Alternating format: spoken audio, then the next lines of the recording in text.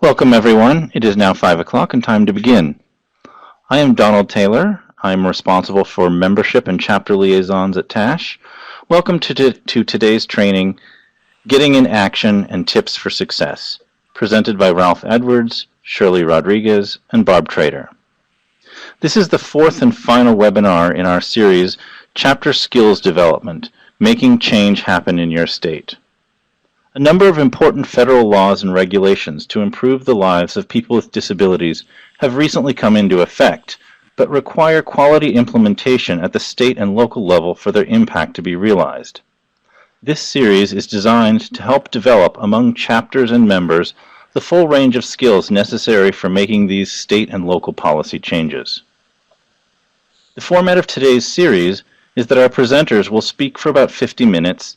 Then there will be 10 minutes at the end dedicated to participant questions and answers. But just because there is dedicated time at the end doesn't mean that you have to hold your questions until then. Our presenters will address questions as they come in, so don't hesitate to pose a question as you think of it.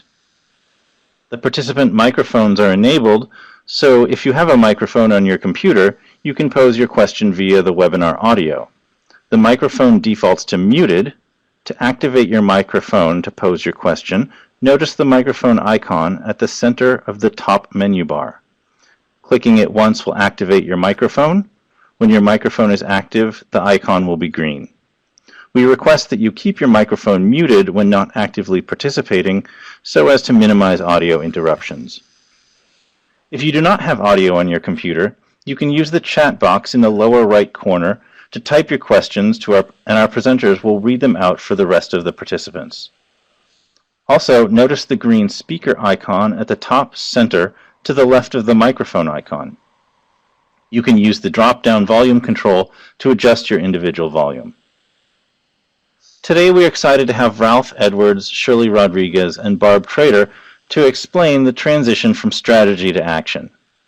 Ralph Edwards is the father of John Kofi and Brent Edwards. He directs the Office of Citizen Leadership for the Massachusetts Department of Developmental Services. Previously, he was Director of HIV/AIDS Education at the Massachusetts Department of Public Health and Executive Director of the Roxbury Medical and Dental Community Health Center. Ralph received an MPH from the University of Texas School of Public Health and an MPA from the Kennedy School of Government at Harvard University. He began his term as president of TASH in December of 2014. Shirley Rodriguez is one of the founders and executive director of Community Employment Services in San Francisco. She is currently the TASH Chapter Leadership Committee co-chair and a member of the board of California TASH. Barb Trader is executive director here at TASH. In her role at TASH, Barb leads APPRAISE, the Alliance for Prevention of Restraint, Aversive Intervention, and Seclusion, a 23-member alliance of national nonprofits with a mission to eliminate aversive interventions. She also serves as the co-chair of the Education Work Group for the Collaboration to Promote Self-Determination, a 15-member coalition to advance high-impact public policy. Please join me in welcoming Ralph Edwards, Shirley Rodriguez, and Barb Trader. Great. Thank you so much, Donald. Thanks to everybody for being with us today. And I wanted to just let you know that since my bio was last written, the APPRAISE Coalition has increased to include 31 national nonprofits, and the Collaboration to Promote Self-Determination has increased its membership to 22 national nonprofits. So this is just a lesson that coalition work really works.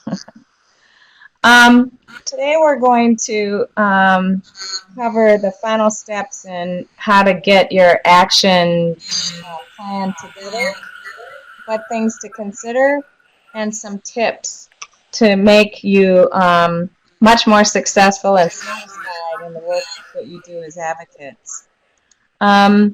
So our agenda in detail includes just a review of the content that we've covered over the last 3 sessions. We will go into some tips about how to be successful As I'm going through the steps, I may not remember to repeat this, but think about the steps and think about who you work with and how you can delegate those tasks. Because there's no way one person's going to do all this work. That's why we're delivering this content to chapters, so you think about all the people that you can leverage to get the job done. We're going to learn how to prepare for each step and review some of the things that we've covered in the last few webinars, and then finally go through the tips that we talked about. So as you guys know, in previous webinars, we've had a quote of the day. And the quote of the day today is, "Change is inevitable, except for a vending machine." So I hope that resonates with everybody, including those who have had bad experiences with vending machines. But I would like to encourage people to mute your mics if you're not using the mic, because I think we're getting a little backlash from unmuted mics.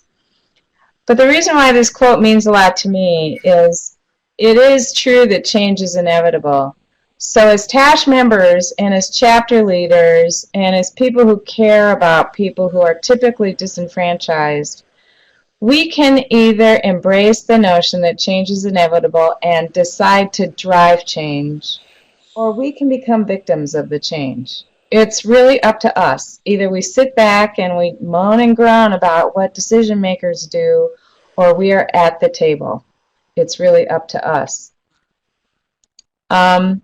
So as we've covered before, Tash's vision is what drives our change agenda, our vision and our values, and we can never forget that. We have to start particularly with our values so that we make sure that the change that we're focused on is aligned with those values. So here are the questions that you ask when you're in a strategic planning session with your board leaders or with your full membership. These are some of the questions that you're going to ask, so you can get to a position where you know what your change agenda is going to be, or at least what the first step is going to be. So the first question is, what's our long-term goal? And the long-term goal can be debated. It isn't something that you're going to answer right away. But I want to give you a chance to understand 3 long-term goals based on what one of my long-term goals once was, what a long-term goal Shirley has, and what one might be for Ralph. So to start this, one of my long-term goals when I was an active recreation therapist working in Georgia was that the large public events for sports would integrate people with disabilities.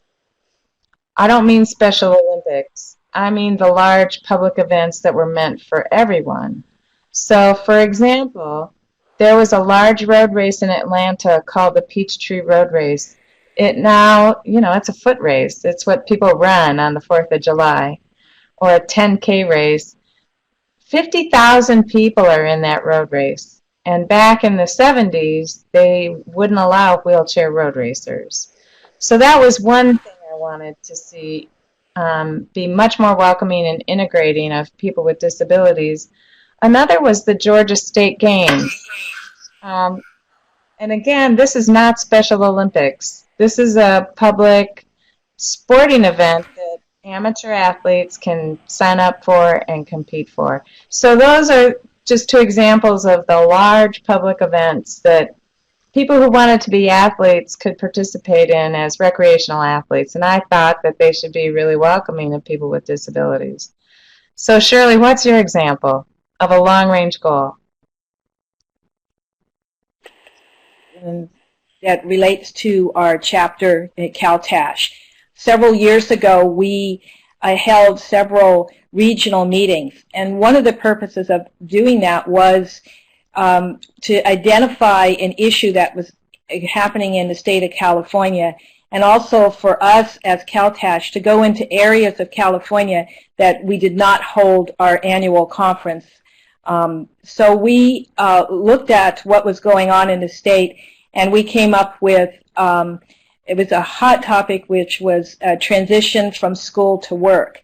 And it fit into our long-range goal, because our long-range goal at that time when we did this, there was no employment first initiative in the state of California. That didn't happen until 2013. So our long-term goal was that all transition plans in the state of California will include employment as the first option. So what we did was have regional meetings in several different places in the state, and each one was very grassroots and very unique to that area. The one in the Bay Area was, we invited, I don't know how far you want me to go on this, just the long-range goal, or just, I can't hear you, Barb. Yeah, just Shirley, if you'll just describe your goal, and then we'll get into strategy in a few slides. How's that? Okay. So that was our goal, was to have all the transition plans in the state of California include employment as the first option. Hey, Ralph, how about your long-range goal? Ralph, you're on mute. I am on mute. Now you're not. Oh, okay.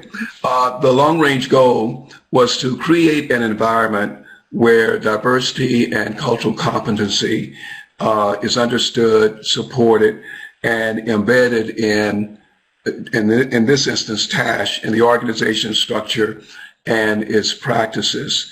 The background is that many individuals of color with disabilities experience a variety of disparities, and both organizations that focus on individuals of color were not including disability in the work that they did, and many organizations relating to disabilities did not specifically focus on the disparities that people of color experienced.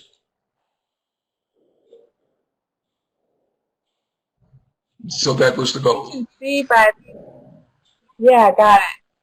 So those of you on that are participating, you can see that there's just a diversity of goals that you can go after, but the trick is to be clear on what you want as the end result. So the first question is, what's your long-range goal? Well, my guess, based on what I know about chapters, is a lot of chapters are really disappointed with the level of inclusive education in their state. So chapters might want to take inclusive education on as a long-range goal and set some kind of measurement there. You might want to say that all schools in your state will become inclusive by a certain time period, or you may want to be more, you may want a more moderate goal. It's up to you, but the goal should be descriptive and, if possible, measurable, so you know when you achieve it. Then once you achieve or decide on what your goal is, then you create a set of principles that you're after. And as we talked about, I think it was in session 2, there's a lot of examples on the internet about what policy principles look like. This is a set of policy principles that TASH developed on behalf of the Swift Center. We're the policy team leader on the Swift Center, which is a systems change, large-scale systems change grant to bring inclusive education to 5 states, 16 districts, and 69 schools in those states. So we presented these to the school leadership, the district leadership, and the state leadership about what the policy framework is that supports SWIFT in terms of what the principles for policy should support. So principles are sort of your guiding truth. what you will not compromise on. Okay? So the next decision to make is what will you do first? But you may need to go through a lot of other questions in order to get to this. But you can start here and then revisit it after you answer all those questions. So now that you know your long-range goal and you know what your principles are, then answer the question, what are you going to do first? Before you can answer that question, you have to do some homework. We've covered this before. Some of the homework might be the gap analysis. So if your goal is inclusive education in every school, where are you right now?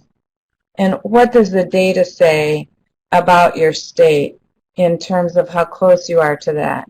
My guess is for students with severe disabilities, most states aren't doing very well.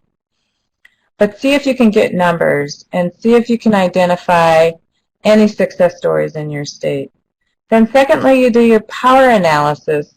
And the power analysis is something that we covered in session 2. You can go back and look at those slides. Jennifer Bertrand was very eloquent, I thought, in describing what that looked like. But essentially, those are the people in the state who might care about that issue and develop some understanding, usually through conversation with them, about what their self-interest is in that issue. Then once you do that, you can determine an issue for action. So you may be able to identify what we call low-hanging fruit, something that would be really simple, like, for example, maybe you've decided that there's not a definition in state statute, or in state statute's a bad example, but maybe there's not a shared definition of what inclusive education is. So maybe one piece of low-hanging fruit is that you develop a policy statement on what inclusive education is. There could be many other things that you could take on. That's kind of a baby step. Let's hope that you can do a few other things in addition to that in your first year of action. Once you take action, then you do a debrief. So let's say you developed your inclusive education definition, and you decided that you wanted to take that to a set of power brokers to see if they would agree to it, and you had a meeting. So a meeting could be considered an action. So you debrief that meeting. You may also decide to do briefing on to the Senate and the House in your state legislature on what inclusive education is and what the benefits of inclusive education are. So those are some examples of actions. You can then debrief it amongst your planning group and decide what would you change the next time in order to be more effective. And then, what is the next step?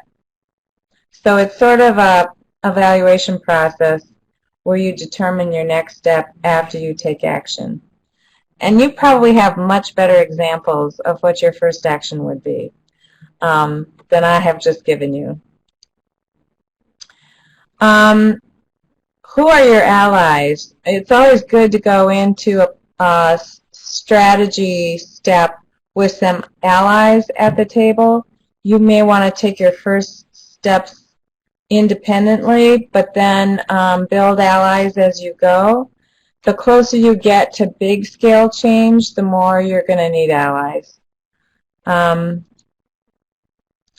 And then answering these questions, and these questions we've talked about in previous webinars too, such as what level of advocacy will you engage in? It's my hope that chapters engage in at least the first two, if not all three. Personal advocacy is when you support an individual to get what they need from a system. It has no lasting power. It has no possibility for replication to another individual. So that's when system advocacy becomes important. So if you're working in one school district, for example, you work with the whole system, and that has greater chance for benefiting more people.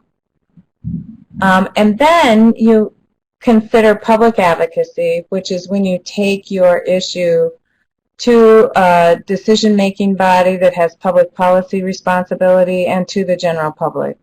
So you can bring about real, systemic, lasting change for the greatest number of people.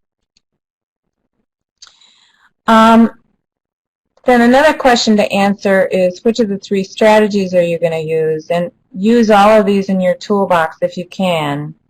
Will you use education, which are all kinds of mechanisms for doing conferences or seminars, as Shirley discussed, or writing op-eds in newspapers, doing briefings in your for your state legislature? Those are all education-related activities. Legislation is something that we're familiar with. When we talk about legislative action, we're also talking about state regulation, not just bills that are passed, but also regulation that's issued. Those are all enforceable pieces of public policy. And then litigation is when you decide that a certain group of people are not having their rights enforced, and one way to get them enforced is through litigation.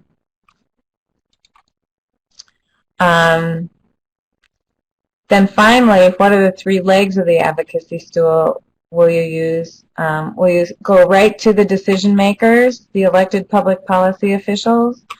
Will you generate a big upswell of support through your grassroots? And will you engage the media so the broader public understands the change you're trying to make so that you control the messaging instead of somebody else going to the media and giving a message that's the antithesis of what you want out there on the change that you want to make? A lot of change has happened because all three of these legs of the stool were effectively engaged. And again, the bigger the change you're after, the more likely it is that you need to engage all three. So you can see, if you're thinking about the answers to all these questions, you need to have a lot of both allies, but also people from your chapter in action. If you split these up and delegate them for the issue that you want to change, it's much more likely that people are going to stick with it and they won't get burned out. So then you revisit. These are the questions you ask for your strategy development, and then you might want to revisit what do you do first as you consider the answers to those other questions. So in a nutshell, that's how you decide what your action plan is. And the more you do this work, the better you get at it. So now I'd like to invite Shirley and then Ralph to talk about what your strategy was to bring about the long-range goal that you were after. So Shirley, do you want to start? Okay. As I told you before, our long-range goal was to, in the state of California, that all transition plans will include employment as the first option. And one of the first steps that we looked at towards our goal was that what resources did we have as a board, chapter. We're all volunteers, but we have a lot of resources and a lot of connections. So we looked at our resources. We also looked at what priorities did we want to make? Where did we want to go first? We needed a commitment from all of our board members.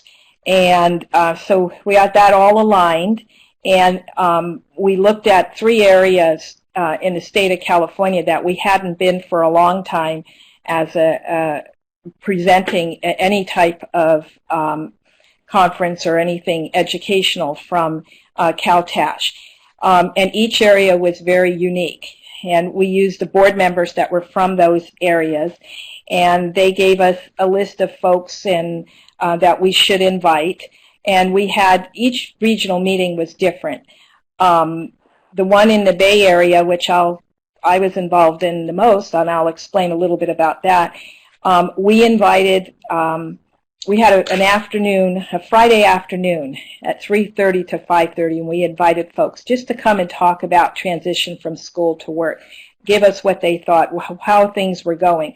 We invited people from the funding sources in the Bay Area that were in the management position, so they were able to make decisions. We invited social workers, service providers. We invited individuals that went through transition from school to work. We invited family members. So it was a very diverse group of folks. And we started out with a very simple exercise of what worked and what didn't work. And we hoped that that would lead to an action plan.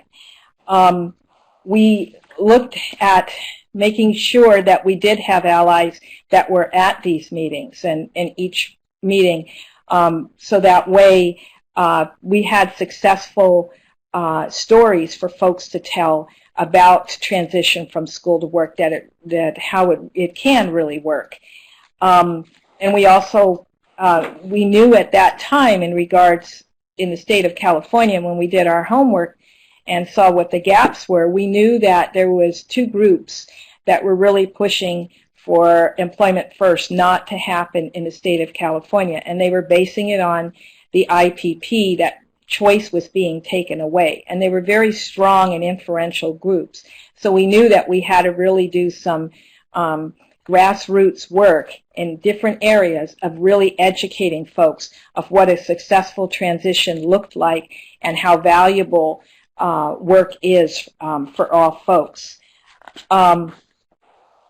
When we looked at what levels of advocacy to engage in, reflecting on the presentation today, at first it was really looking at basically from we were going to do it from a very personal perspective of the folks that attended and give social workers information, give individuals that are going to go through a transition process or who have gone, family members and service providers, some information. And so we were looking at it, it was just going to happen on a personal level, very grassroots. But then as time went on, we really saw that we were affecting the system and giving people tools and information to actually support the Employment First initiative.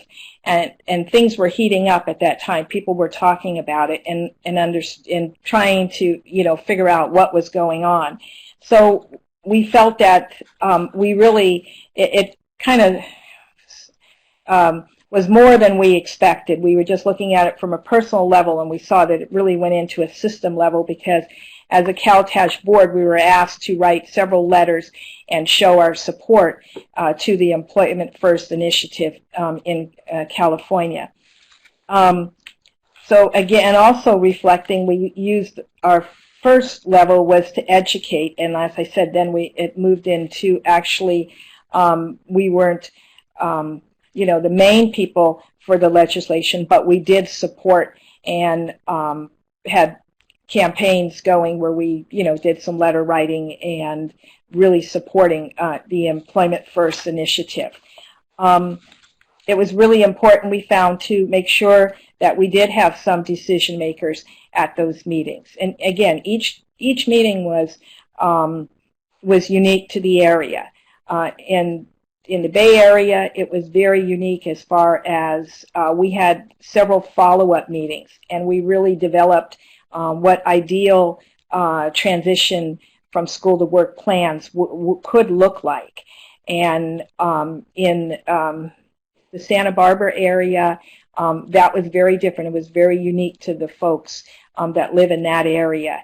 And then in the Fresno area, it was a lot of parents were involved in that meeting, and it was a lot of educating that happened at that meeting. So each one was really different.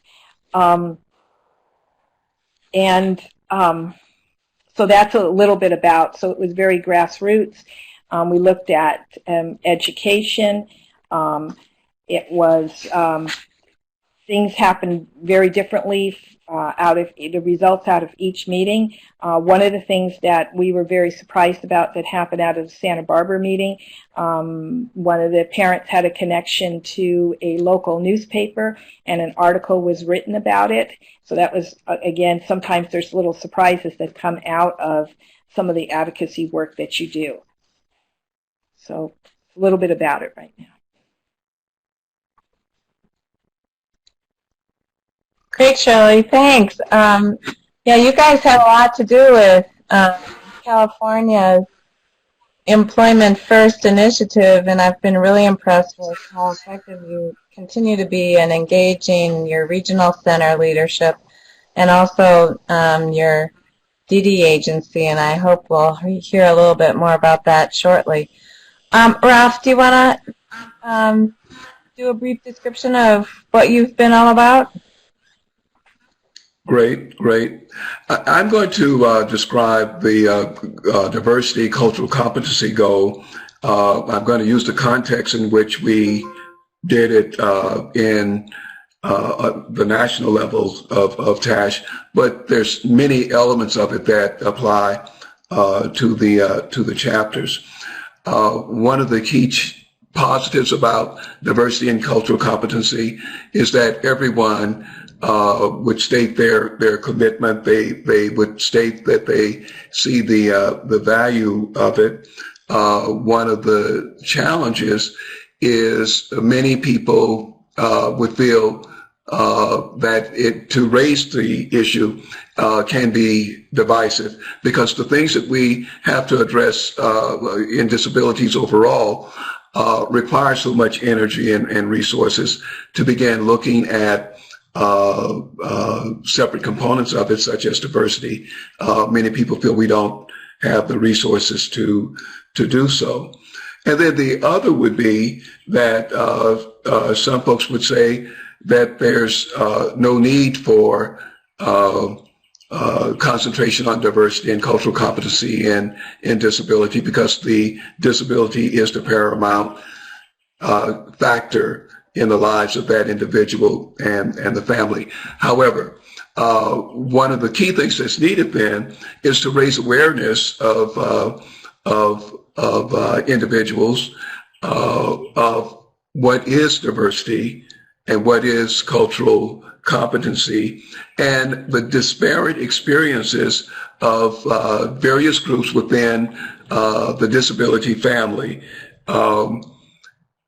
Folks probably know that Black males and Latino males are in more segregated classes than other individuals in special education, that the use of restraint and seclusion is higher among that group, and even the prevalence rates for many cognitive and developmental disabilities are higher for in communities of color. So the first was to raise awareness.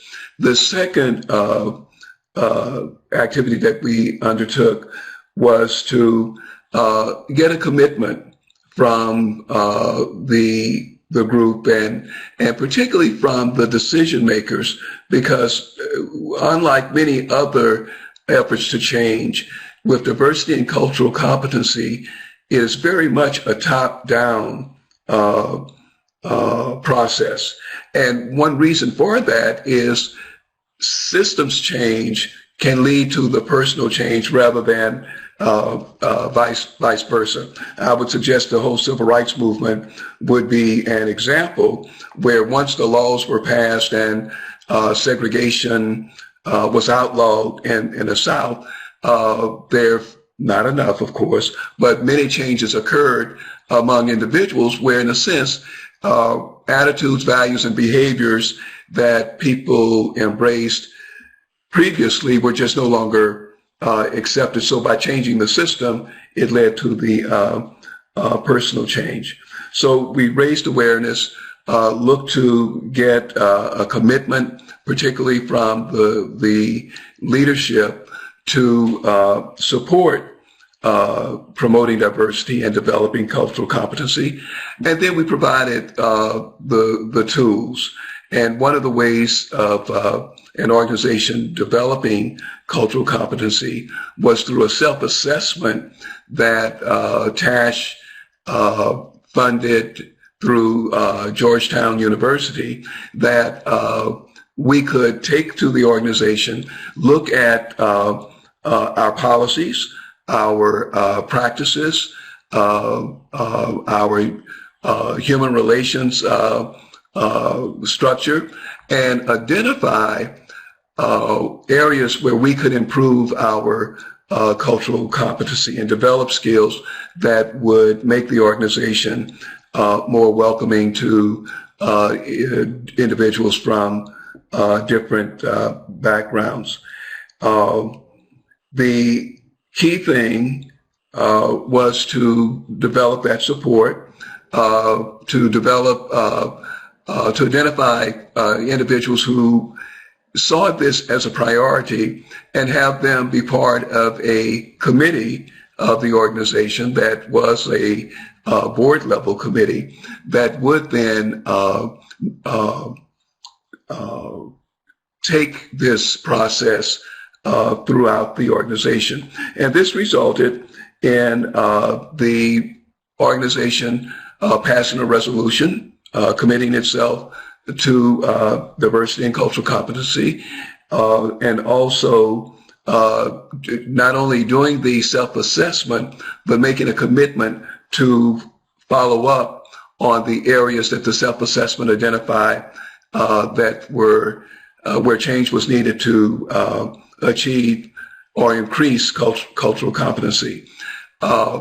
One of the key things I think that would happen on a state level, because as I have interacted with a number of chapters, I would say with the exception of California, and I'm in the New England chapter, many of us don't have a great deal of diversity in the chapters. And so one of the ways that we're looking to address that is to find the organizations that are involved in civil rights, where they are looking to achieve equity for their particular community, to inform and educate them about disabilities and its prevalence in their community, and both the opportunities and challenges that members of their community have regarding that, and then work collaboratively with them on the changes that are helpful. And in that way, some of those families become more involved with our chapter, and some of us become more involved with those organizations, and the chapter itself increases its level of cultural competency. Probably the most important thing is patience, because we constantly found that other issues for the civil rights community, employment, housing, superseded working on diversity, although that's changing now because of data that they're seeing about health disparities. And in the disability community, we constantly have many issues that arise that we'll say momentarily divert our attention from promoting diversity and cultural competency, but it is on the increase, where both TASH and other advocacy organizations are making strides to achieve it. So it's a slow process in changing. Boy, our timing was right on there, Ralph. So if you consider these two change examples, you'll see that change can happen both in TASH, in your own chapter, but also your chapter can really influence your state. And in some cases, really influence the field. So Now we're going to turn to just some tried and true tips that advocates repeat over and over again. I hear these things all the time in Washington.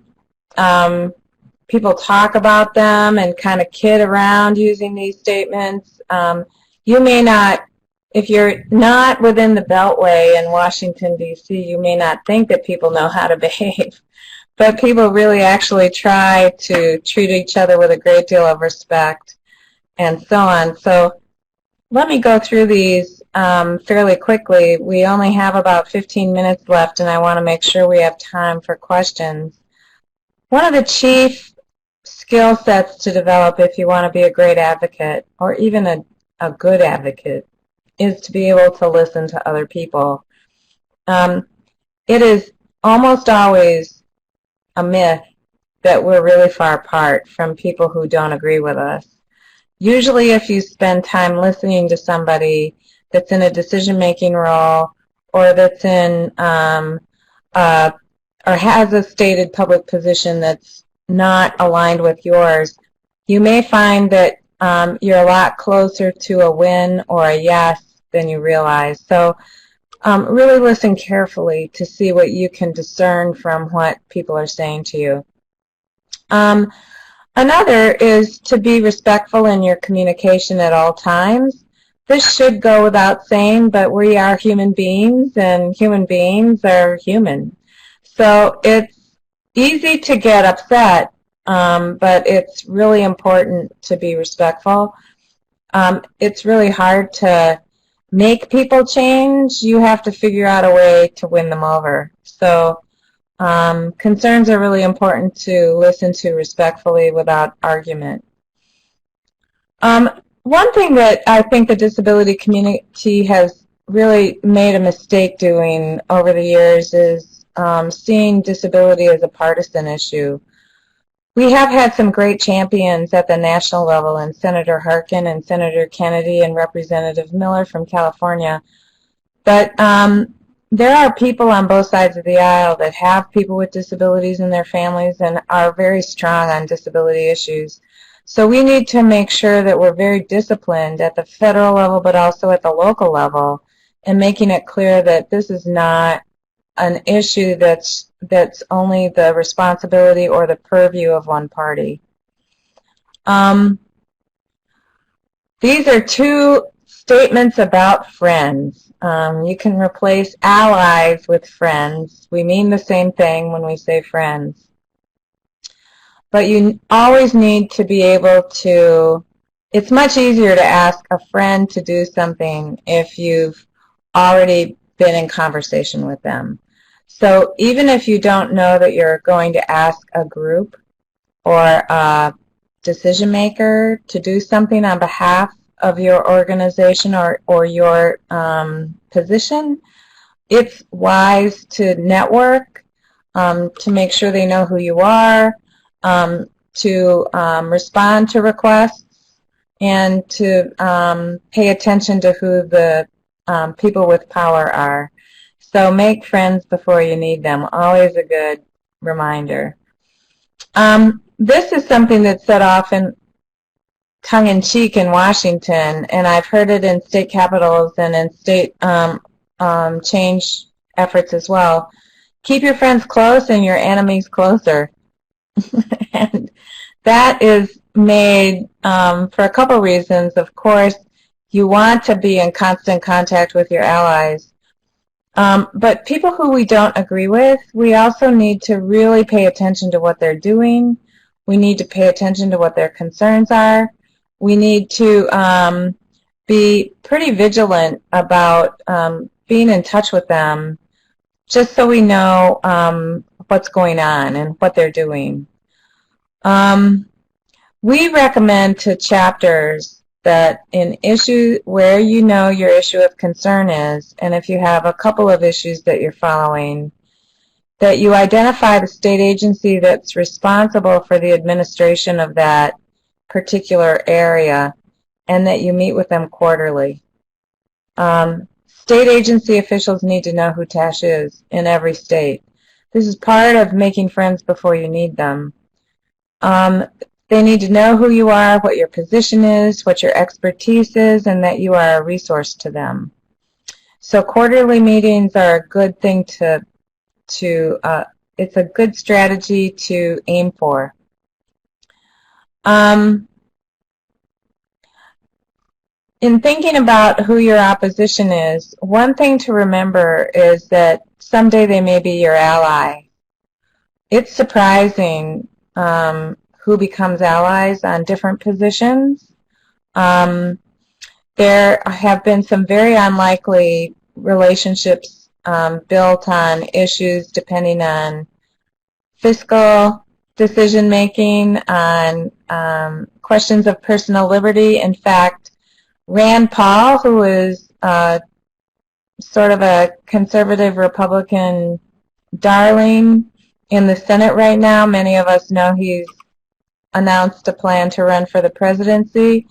He's not necessarily viewed as a disability advocate, but he was one of 2 Republicans that crossed party lines for an amendment to the Elementary and Secondary Education Act on restraint and seclusion.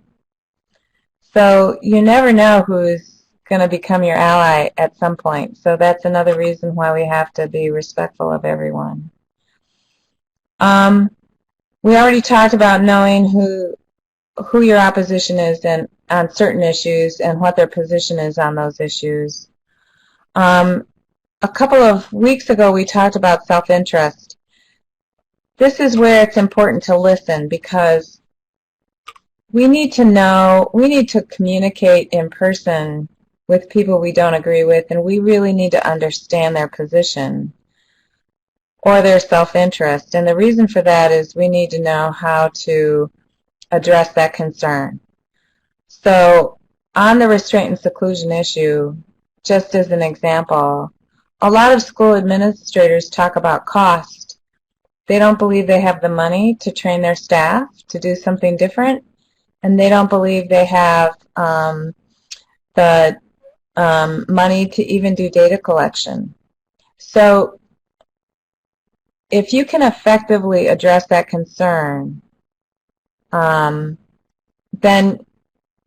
you're one step ahead. You may not change their minds, but you may make them think and consider a different way to look at it.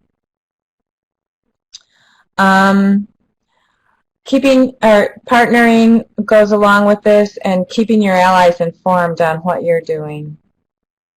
So in terms of a few more tips, we've talked about acting respectfully. I think one thing we have to always remember is that we don't want to burn any bridges. We want to question, and there's a few key strategies for making sure we don't burn bridges. It's never acceptable to question another person's motives. That's something that we should never do in advocacy work. We can question their ideas, but we cannot attack their motives. We can also question ideas, but not the organization that's promoting the idea. We don't want to do anything to question credibility, impugn integrity. Those are things that we just can't do in advocacy. And this is a lesson I learned when I was about 27 years old, and I've never forgotten it. And that is, if you want to take an organization on publicly, you need to talk to them first. When I was trying to establish a welcoming environment at the Georgia State Games for athletes with disabilities, I wrote a letter and sent it to the state agency that funds the Georgia State Games. But I knew the agency that was administrating the state games and that was making the day-to-day operational decisions, and I failed to communicate with them first. So it's really important to know who the first line of defense is, who has the ability to do something as a first step, and talk to them first before you go public. Oh, these are those tips all keep you out of trouble from burning bridges. You won't burn bridges if you follow those steps, at least not in my experience. In terms of doing your homework, these are things that we've all talked about before. I think it's really important to know what the truth is about policy before you try to change it. There's a lot of myths about policy that just aren't true. You need to know your facts. You need to understand what the data says in a state. It's not just good enough to address a problem without understanding whether or not there's a set of data that you can also report. It's really good to involve the people whose lives are directly impacted by the change, meaning families and people with disabilities. And it's important to personalize your message. I think we make mistakes when we say the same thing over and over and over again without thinking about who we're talking to and personalizing the message to their concerns. And I think this is the final slide. Decision makers respect us more when we are consistent with our position. We can make compromises, but we shouldn't make changes to our base principles and to the positions that we hold because of those principles. We should be fearless. There's no need to apologize for the convictions that we have. And we should always, always, always, if we don't remember anything else from this long list, we should always celebrate our successes. So we have a lot of power. TASH members are knowledgeable. They have expertise. They have compelling personal stories. We have a history. We are in great numbers in states. So we have a lot of power to make change happen. It is absolutely surprising how much change we can make happen if we only start doing it. And really empowering to find that out. So I hope we've made believers out of all of you. I hope you're energized to go and make change happen. And I hope you'll ask us a lot of questions before we hang up today. So that's all I have to say. I want to thank Ralph and Shirley for being part of today's webinar, and I urge you to think about all of us as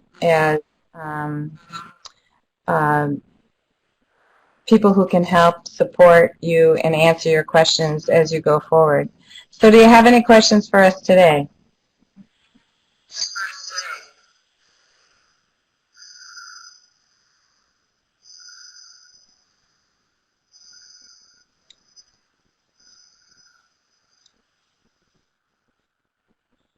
So what are you guys going to do first in your states?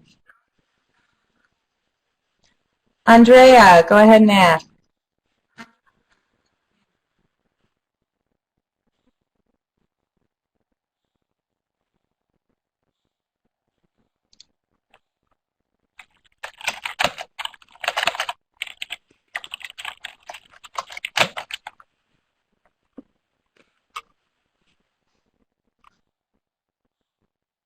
You guys all have mics, the capacity to use a mic, so feel free. Oh, thank you, Andrea. Feel free to access your microphone. It's that top little mic-looking thing in green. Lakita or Jill or Suk-Young, do you guys have any questions? Ellen? All right. Suk-Young is typing, okay.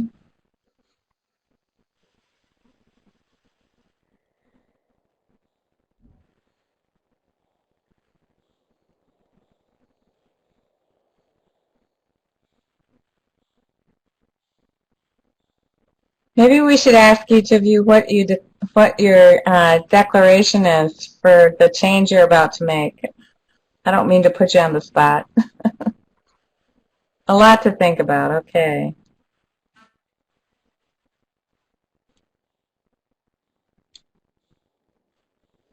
That's great. Thank you, Suk-young.